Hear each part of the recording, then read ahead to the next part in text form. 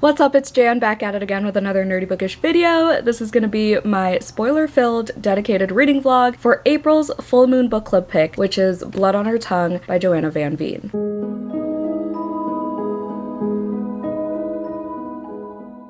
Hello, everybody. I gotta leave for work very soon. I was supposed to leave like 5 minutes ago, but here we are. This is actually also an Aardvark Book Club pick, so if you haven't signed up yet and you've been interested, it is over there as an option, and you can get your first box for $4 plus free shipping with code JAN. Just a little shameless plug there because it's April 1st and I just chose my Aardvark picks for the month. But I already own this one because I was preparing for this vlog. So thank you to my Carmilla patrons for voting or Blood on Her Tongue. Joanna Van Veen is the author of My Darling Dreadful Thing, if you didn't know, which was one of my favorite horror books of last year. I'm really excited for this because I heard it has vampy vibes. It's set in 1887. It's a Gothic horror. Lucy's twin sister, Sarah, is diagnosed with temporary insanity caused by the fever of the brain. So that sounds interesting. And then she gets like hungry, essentially. I don't know what that means, but there's also a blurb that says, "I'm in your blood and you are in mine." Also, this is a gorgeous, gorgeous copy. This is just their regular, I guess, first edition, first print copies. But yeah, I'm so excited. I have no doubt that Joanna Van Veen's writing will remain right up my alley because I adored the storytelling of My Darling Dreadful Thing. I will be starting this probably tomorrow, to be honest, because I also have to read Listen to Your Sister by Nina Veal for the book troop, which is Gabby's book club, and I have a live show on Friday. So I'm still debating on whether to include my spoiler-free thoughts in this or just start a whole new mood reading vlog. I'll probably do the latter. But here's the vlog for this. Spoiler-filled, just a reminder. So I will check in when I have my first reading update. Hope you enjoy this vlog. Thank you so much for participating in Full Moon Book Club if you are this month, or if you're just watching this and you've read this already or have no interest but you're still watching this. Thank you for all the things. I'm gonna go to work. Talk to you later. Bye.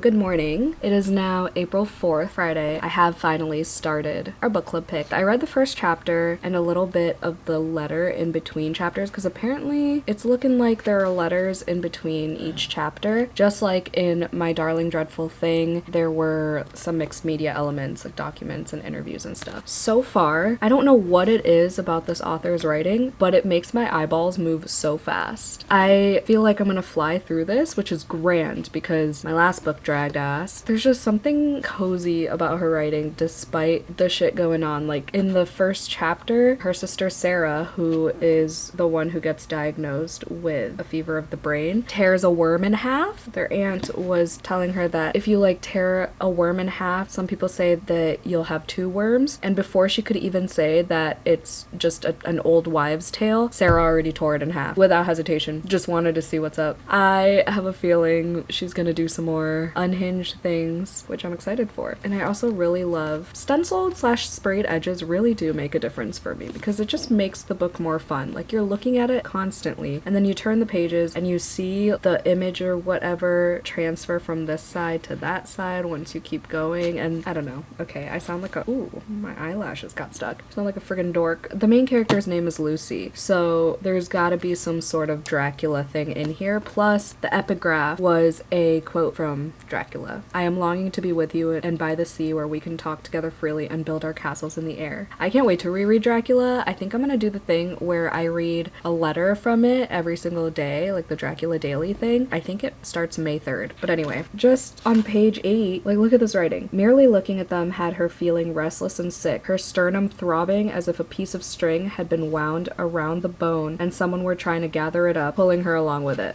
Impeccable. Already loving it.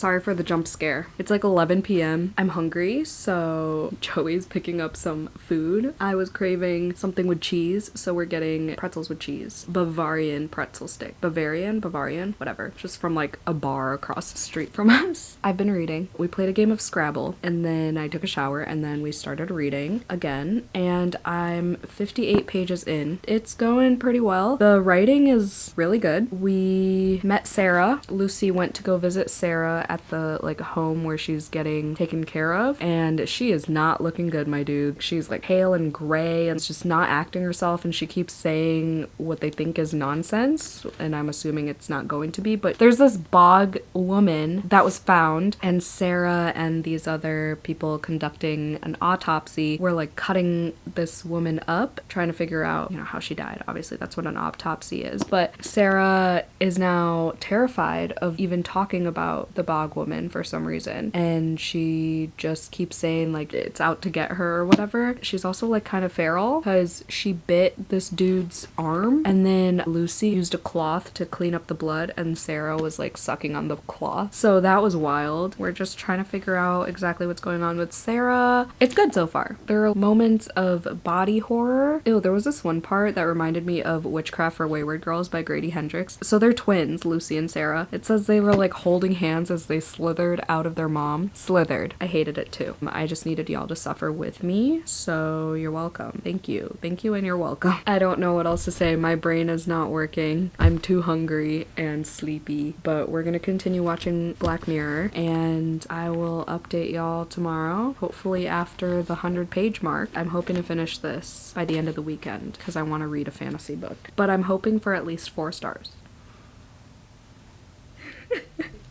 Look progressively worse.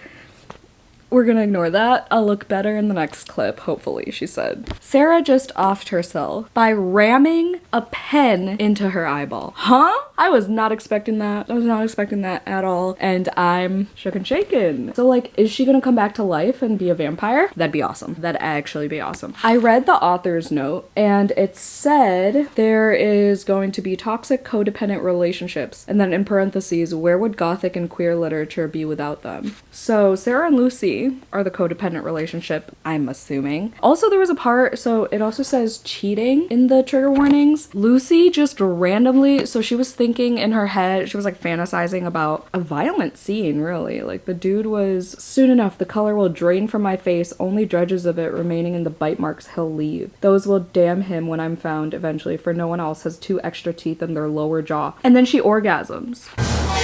But the dude is her sister's husband. Like, what is going on? What is going on? Why am I loving it though? I don't know. If you liked Victorian Psycho, the vibes of that, this is kind of the same vibes. It just feels very similar. When is the Victorian era? Is that 1800s? Oh, it is 1837 to 1901. And this is 1887. Okay, everything makes sense now. I just saw the date and I was like, wait. Because they also mentioned laudanum in this, and Victorian Psycho had this whole thing with laudanum. And I don't know, the writing is just very similar, and I just love the Gothic vibes. The pacing is slow, but it's Gothic, so it's like the good type of slow. I'm exactly 100 pages in. I'm hoping to finish it tomorrow, like I said, but we're gonna play another game of Scrabble, and we have a concert. We're gonna leave around maybe 5. It's currently 12:20, so I'm hoping to get a little bit more reading done, and Joey's gonna drive, so I'll probably bring this with me to read in the car. I also have to edit and upload my March wrap-up. Those are the goals for today. I know you didn't ask, but I shared anyway. Those are the 2 main things I feel like happened between now and my last update. Also, apparently Sarah had a daughter named Lucille who passed away from scarlet fever. I don't know how that's gonna play out. Also, I feel like that's too on the nose. Like, she named her after her sister Lucille and Lucy. I have hair in my mouth. I took a nap. I took like I think it was like a 30-minute nap. That was nice. I've just been so eepy weepy lately. Have you ever gotten that Spotify day list? It's like sleepy, weepy, sad girl. Let's see my day list today. That's like my favorite feature of Spotify, other than the audiobooks, of course. Angst warped Saturday afternoon. I always get those. That's all. I'll see you when, I don't know, probably before we leave for the concert or something. We're gonna see the Ivy. They're an Oklahoma band. They're good. Okay, goodbye.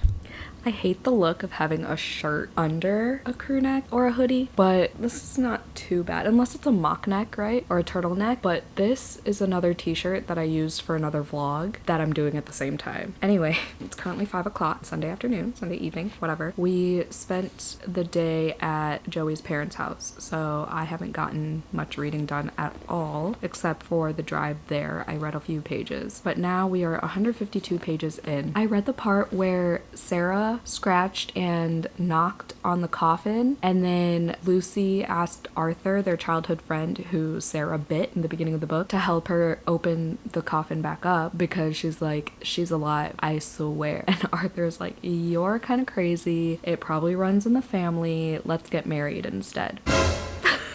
Don't ask me the correlation. He had some sort of train of thought. He had some sort of Arthur logic in him, but it was just like out of pocket. I don't know what else to say at that moment, because Lucy was just like, what do you mean you just proposed to me while I'm telling you that my sister is almost about to get buried alive? And he's like, listen, it'll put you back in a proper place in society to be married to me. And I was like, excuse me? Also, Michael, piece of shit. Piece of fucking shit. The way he talks to Lucy and the fucking high horse that he's on, knowing that both sisters want him and that he's successfully cheating on Sarah with Lucy. Things he said, like the misogynistic things he said, and I get it, the time period, but also no.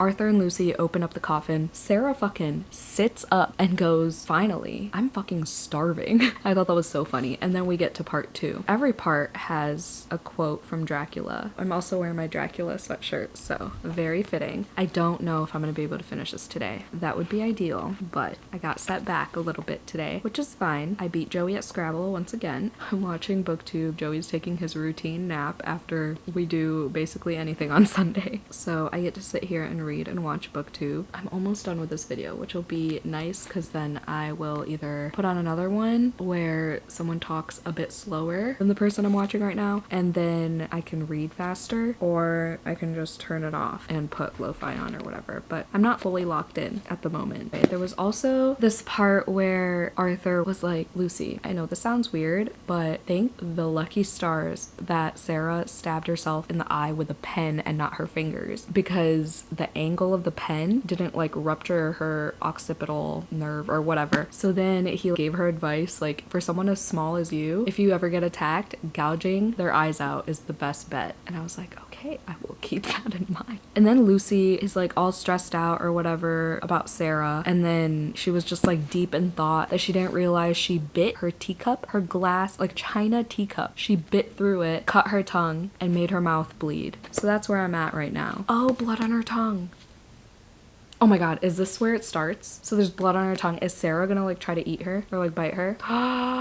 Ooh, blood on her tongue. I'm so glad I caught that on camera. I still don't know why there's a, oh, is this Pasha? Or however you say the name? There's a dog in here. I think that's Pasha. It's gotta be. If I'm mispronouncing that, sorry. But that is the dog of Mrs. Van Dyke, this older woman who Lucy is getting paid to be a companion for, if that makes sense. I'm liking this. I don't know if it's gonna be a 5-star just yet. It's feeling like a 4 maybe, but I don't know if I'm fully in the mood for a Gothic story at the moment. I know exactly when I'm in the mood for this type of book because it's a very specific type of writing style, time period, just overall vibes, and right now is not the time, but I'm liking it enough to stick with it today. My motivation being to close out this vlog and get it up as soon as possible for early access on Patreon, but I just have so many other books that I would love to read and start, but it's okay. This is good. I think my problem is if I don't have at least like 3 books that I'm obsessed with in my currently reading tab at all times, I think I freak out a little bit, just a little bit. And I don't know why, because I feel like that's very stressful for the majority of people on this earth.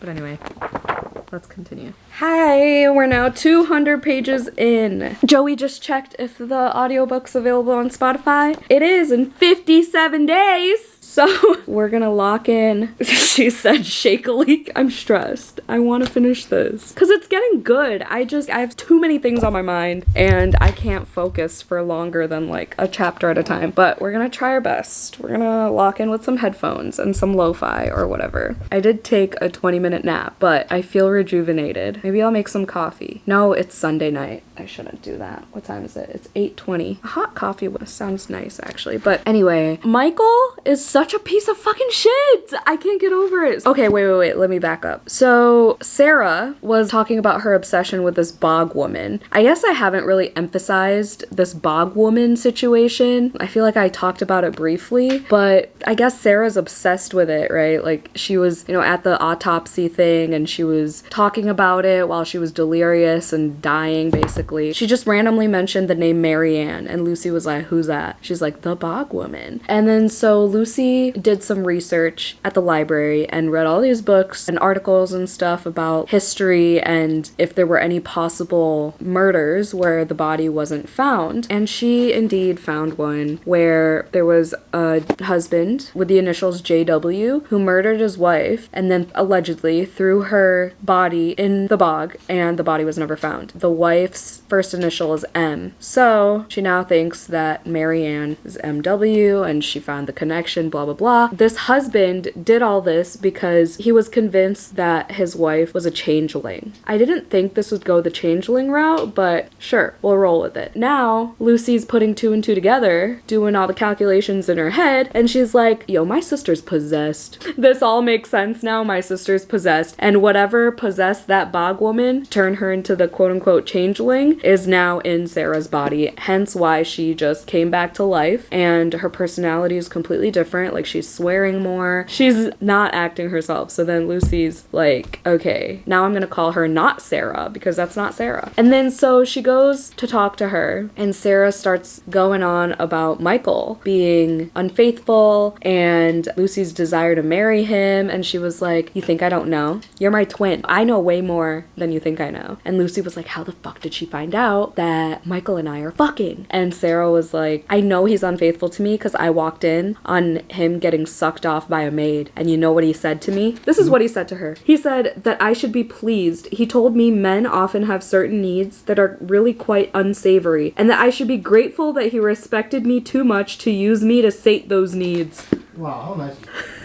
What the gaslight? Oh my god. So she doesn't know that Lucy and him are fucking. She just knows that Lucy has feelings for Michael. So I don't know how that's gonna go. It's getting intense. It's getting dramatic. There was an article, that article about the bog woman, or the husband, whatever, murdering Marianne. The article was written in, or no, it was the proceedings of the court. Anyway, it was dated 1559. So it had all these like weird spellings of words, like body was spelled B-O-D-I-E, and I was like, is that a 1500s thing? Because there were so many, like remorse didn't have an E, bloody was B-L-O-U-D-Y, confessed was C-O-N-F-E-S-T, or is that because, I don't know, I just thought that was interesting. But yeah, that is the turning point of the story, because I was not expecting this murder mystery to correlate with what's happening with Sarah. I just thought Sarah was a vampire. That's it. There was a point when Lucy cut her tongue on the teacup. I was like, oh my god, Sarah's gonna kill her by biting her tongue out of her fucking mouth. But no, she pinched Lucy's tongue to like try to put pressure on to make the blood stop or whatever. And then the blood like dripped down her finger and she just sucked her finger and Lucy was like, the fuck? But I'm liking it still. It's a good time. I just think I need something lighter after this. I'm in the mood to just turn my brain off and read something not as dark, because life is dark enough.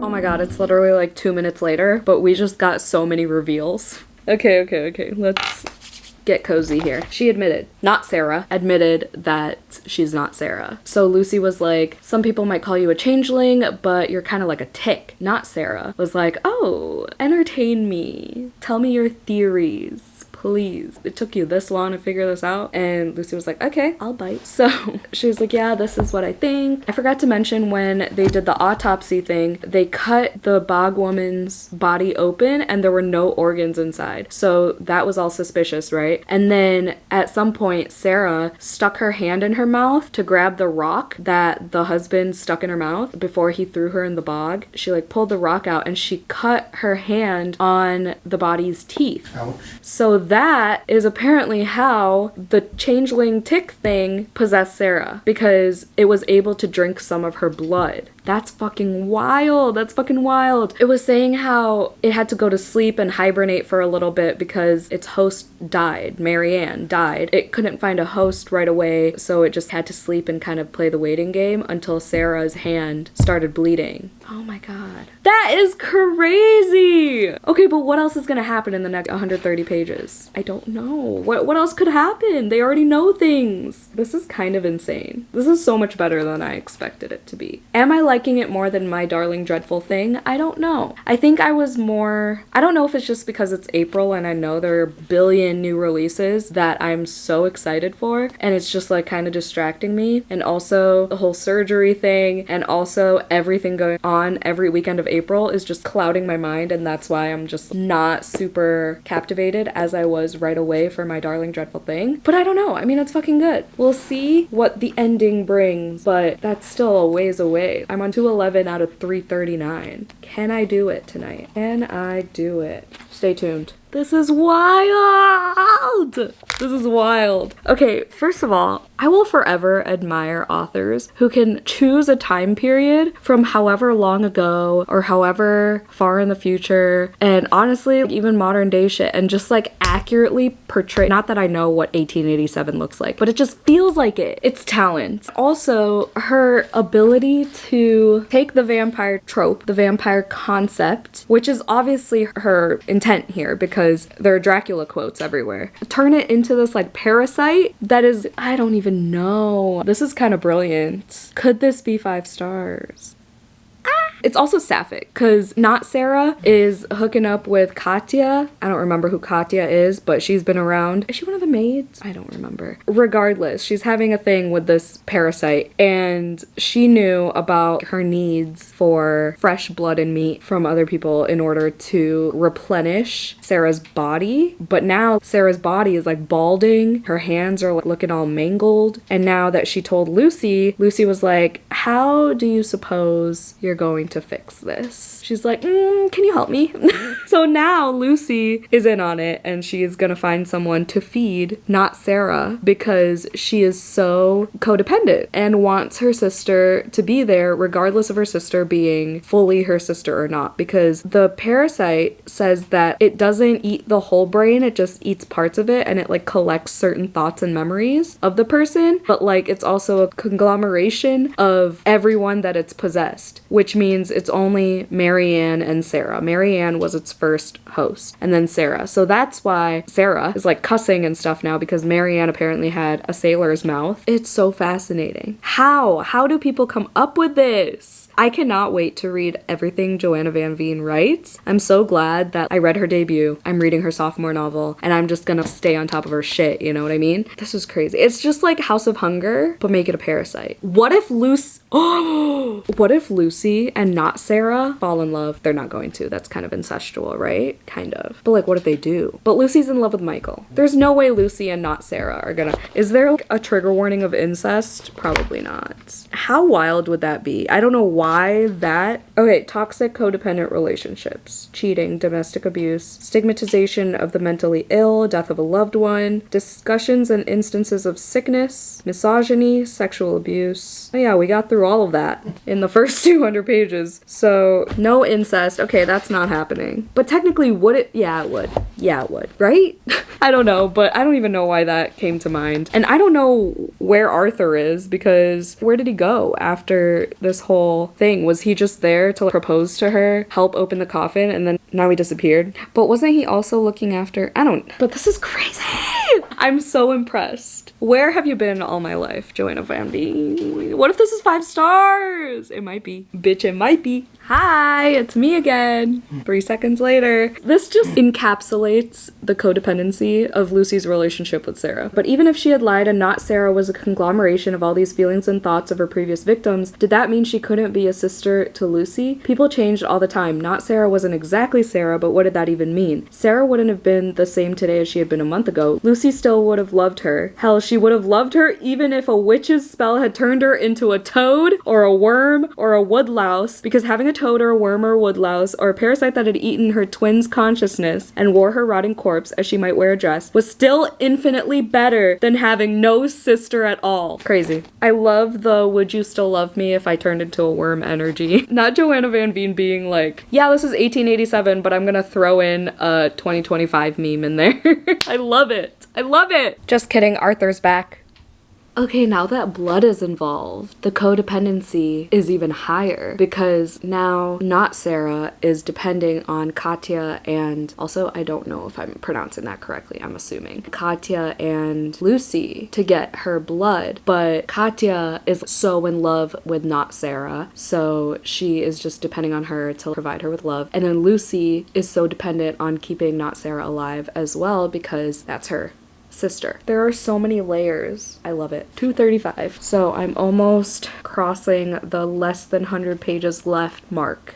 That was a long-winded way of saying I'm almost at page 239 or 240, I guess, which makes it less than 100 pages left, and that's exciting. I'll probably try to finish this tomorrow. I'm like addicted to playing Scrabble. Joey and I already played a game with his dad last night. We've been playing like every single day for the past week, and for the past like month, we've played at least 4 times a week. I don't know what it is about this game. It's just so chill, and Joey's really good at it. What I might do is if Joey's down for a game, I'll just read in between turns because Joey thinks long and hard about his words and his like strategic letter placements. I'm eating these Nerds gummy clusters to help me stay alert and awake because they're a little bit sour. They're the Hop-In flavor, the Easter version, which I love. I really like the Valentine's Day ones too, better than the original. I don't know why. I think it goes Valentine's Day, Easter, like in terms of Nerds gummy clusters, regular, and then the berry flavor. Those are the 4 that I've tried so far, if you were curious about my Nerds gummy clusters ranking. Anyway, sorry for all of these clips being here, but it's cozy, it's messy back there.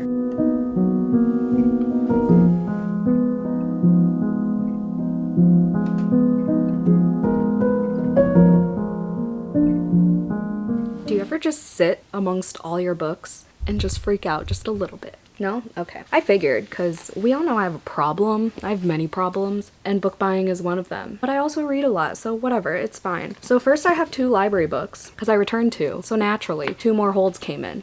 So I just even out. But I will be doing a library vlog soon, I think, because it's overwhelming me. But I got Green Teeth by Molly O'Neill, which is a little cozy fantasy about a little water monster, and there's fae and folklore, lake dwelling monster. Water monster, what the fuck? And then Good Dirt by Charmaine Wilkerson. Did I like Black Cake? Not really, but I've recently joined my friend KK's Patreon. We're on each other's Patreons and it's a cute time. We would like video chat about setting it up and everything, so the fact that she finally got it all set up and launched and everything made me so proud, so of course I had to join. I helped convince her to make the decision to do spoiler-filled reading vlogs for her book club picks because she was like kind of iffy about it, and this was her very first book club pick, and the spoiler-filled vlog is already up, but I have not read it yet. The chapters are really short. That's the only reason why I was like, okay, maybe I can get into this more than Black Cake. The thing with Black Cake was that it felt so like disjointed from what I recall. I gave it a 3. It might have been a 2. No, I think it was a low 3. But this one, it honestly seems really similar to Black Cake because it's different perspectives and it's a family drama. And then there's like a family heirloom, and in Black Cake, like the cake was like this family thing that they have, so I don't know. Ooh, my camera's flashing, but I also have my Aardvark haul, my Aardvark box for the month. This just made my whole day. Monday was Mondaying so hard, and I just needed this because I saw some of my patrons get their box today, and I was like, I hope mine comes. But I'm so excited. Also, I do have a discount code. I've been working with them for over a year now, and I love them so much. This month, I got Cross My Heart by Megan Collins. I had it from the library, but I was like, let me return this and get it because I stare at it and I feel like it's gonna be a really good thriller. And the chapter headings or parts or whatever are all Taylor Swift song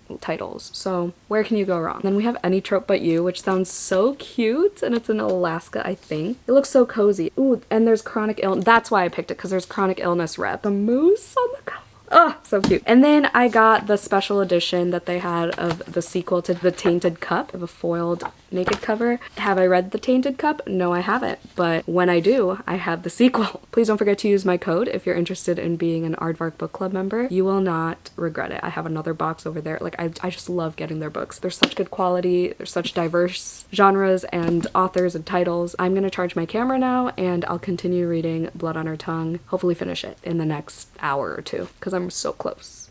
Hello, we're back at this angle, and I finished Blood on Her Tongue. I just love the feeling of ending a spoiler-filled dedicated reading vlog. I don't know what it is. It's just so satisfying. Ending any vlog is satisfying. I didn't even think of a rating.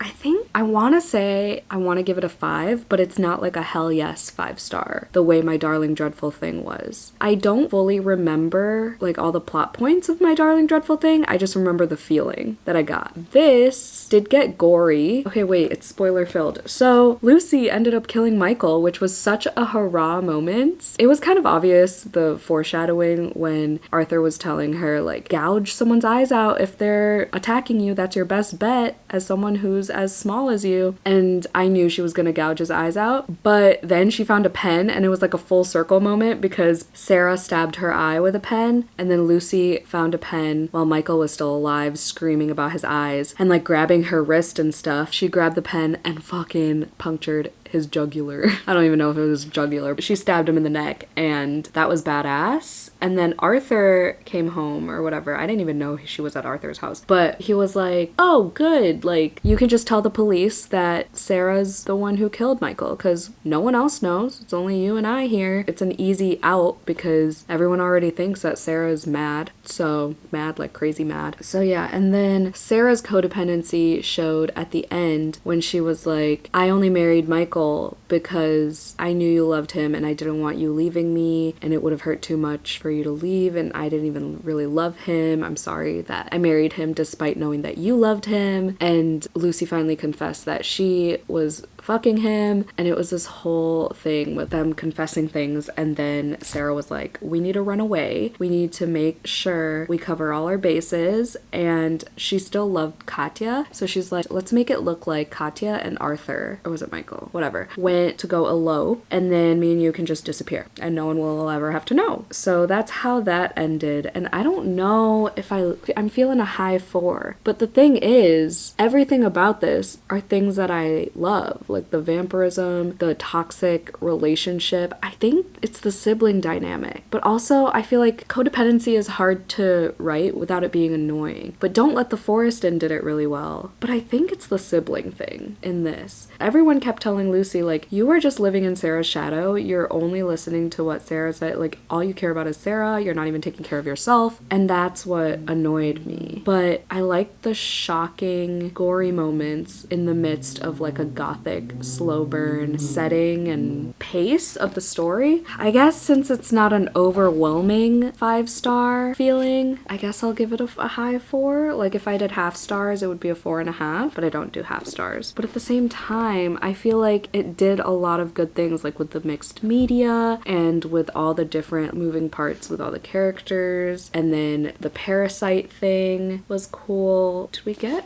a thing about the bog woman and the dog? I feel like there maybe were a little bit too many characters involved. Like, there was this one point where Lucy smacked one of the maids, Magda, with chamber pot because she said she was gonna be sick, and I think Magda was like trying not to let her leave the room or something like that. I'm not sure. But oh my god, all the men in here were just so insufferable and inconsiderate and insensitive. All the ins. But they needed to get out. Michael was like, ah yes, your poor Aunt Adelheid, which they kept mentioning. Correct me if I'm wrong, but I feel like the only purpose for that is so Lucy doesn't trust like asylums and stuff because her aunt died in an asylum and that's what she kept mentioning. I feel like I already need to reread this. I feel like I missed a couple things, but he was like, oh, your poor Aunt Adelheid, she died in an asylum, therefore every single asylum on earth must be dangerous and horrible. God, woman, somewhere in that pretty head of yours must reside a brain. Use it, will you? And, you know, he did that whole thing with like, wives must submit to their husbands. Sarah's my wife. I get to dictate whether she goes into the asylum or not. And Lucy, of course, was like, without her, I will die. And I was like, oh, so dramatic. But I mean, at the same time, that's what codependency is. It, like, I assume genuinely feels like that. So I feel like it did it really well. And the way vampirism was weaved into that, maybe I wish it was more vampiric than, I don't know, because at the end, not Sarah was like, BRB, let me just eat Michael. It'll hold me over for at least a year because he's a big man. Why is this so hard for me to rate right now? I think the concept was really cool. I feel like the talent makes it, it's not a 6-star read, okay? I feel like it's a solid 5. Like I said earlier, I'm not overwhelmingly obsessed with it. It's not a favorite of all time, but I feel like it deserves a 5-star rating. So that I will give. Also, I think I already said in the beginning of this vlog, but this one is available on Aardvark. So if you want to include it in your first box, again, use my code. Fun fact about pens, because a pen was used in very sinister ways. Sinister? Is that the right word? In this book. Very dark ways. An average ballpoint pen can write approximately 50,000 words. How do you even, I guess approximately is the key word there, because how do you even measure that? Like, what if someone's just writing a bunch of short words versus super long words? I feel like that's a very rough number, but that's kind of cool. There had to be some sort of test experiment situation there. I'm happy I finished this. Thank you so much for reading Blood on Her Tongue with us for the Full Moon Book Club this month. If you did, if you read it in general and watched this video, thank you so much. Or if you didn't read it at all because you had no interest, but still watched this vlog for the spoilers and everything, thank you. Thank you, thank you, thank you, endlessly. If you made it to the end of this video, let's put a blood drip emoji. I feel like I use that a lot. Let's put a pen emoji as well. A pen and a blood drip in the comments down below. Thank you so much for watching. Hope you had a 5-star day. Don't forget to do some self-care, and I'll see you in my next video. Bye.